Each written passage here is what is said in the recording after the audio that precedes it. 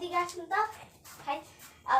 আপনাকে মনে করেন আমি আপনাকে 10 টাকা দিলাম, এবার কি আমার 10 টাকা ফেরত দেন? দেন দেন। ঠিক আছে হ্যাঁ, এটা কি হলো?